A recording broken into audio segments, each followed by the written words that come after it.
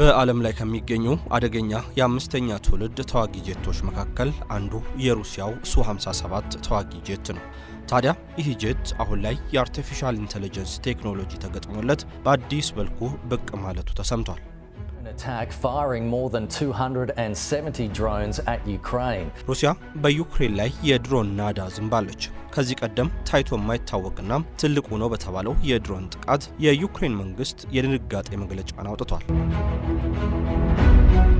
Israel says it will allow a basic amount of food aid into Gaza, ending a 10-week blockade.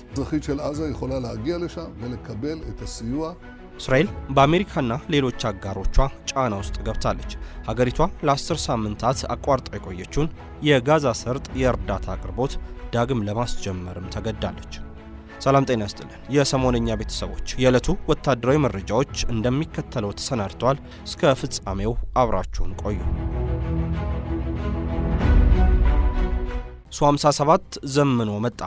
የሩሲያ የጦር ጄቶች አምራች ኩባንያ የአምስተኛ ትውልድ ተዋጊ ጄት በሆነው ሱ-57 ተዋጊ ጄት ላይ የአርቲፊሻል ኢንተለጀንስ ቴክኖሎጂን በመግጠም በአዲስ መልኩ ወደ ሥራ ማስገባቱን ይፋ አድርጓል።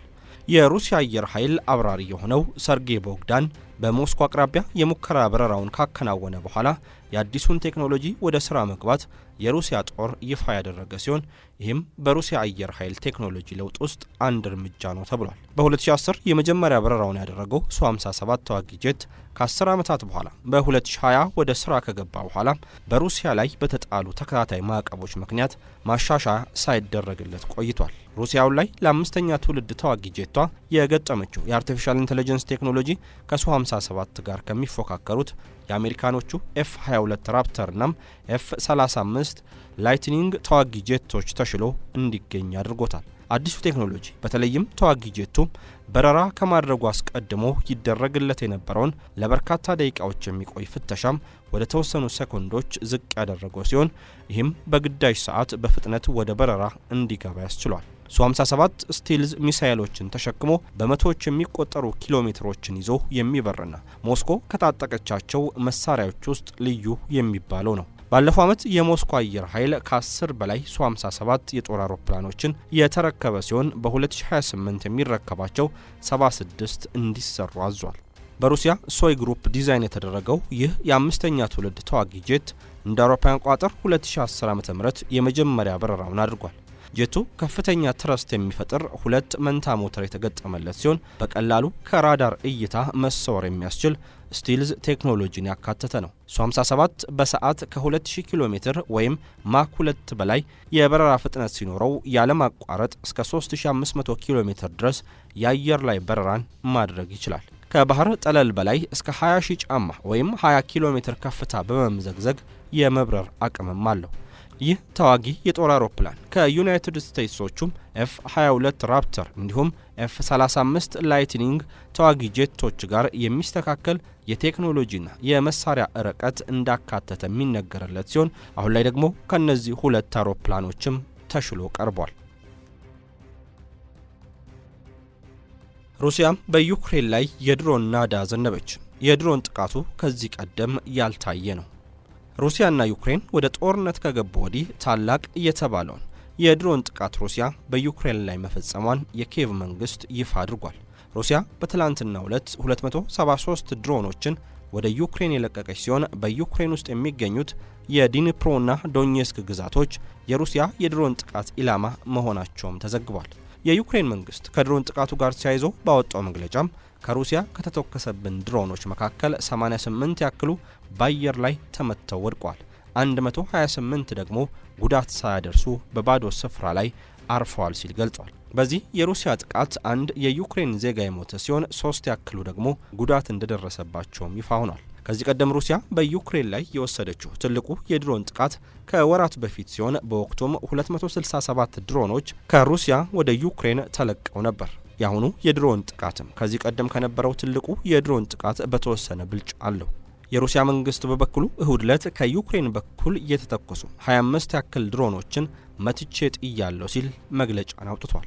የዩክሬን መንግስት ሩሲያ ያደረሰችው የድሮን ጥቃት ሀገሪቱ አሁንም ተኩስ ለማቆምና ወደ ሰላም ለመምጣት ፍላጎት እንደሌላት የታየበት ነው ሲል ጥቃቱን አውግዟል። የአሁኑ የሩሲያ የድሮን ጥቃት የተሰማው የአሜሪካው ፕሬዝዳንት ዶናልድ ትራምፕ የሩሲያና ዩክሬንን ጦርነት ለማስቆም ወደ ሩሲያው ፕሬዝዳንት ቭላዲሚር ፑቲን ስልክ እንደሚደውሉ ካስታወቁ በኋላ ነው። የአሜሪካው ፕሬዝዳንት በትሩዝ ማህበራዊ ሚዲያ ገጻቸው ላይ በለጠፉት ጽሑፍ ከፑቲን ጋር ከተነጋገሩ በኋላም የዩክሬኑን ፕሬዝዳንት ቮሎዲሚር ዜሌንስኪንና አንዳንድ የኔቶ ሀገራት መሪዎችን እንደሚያነጋግሩ አስታውቋል። ምንም እንኳን የእስረኞች ልውውጥ ላይ ስምምነት ቢደረስም ሩሲያና ዩክሬን ከ3 ዓመታት በኋላ የመጀመሪያውን የፊት ለፊት ንግግራቸውን አርብ ዕለት በኢስታንቡል አካሄደው ያለ ውጤት ተበትኗል።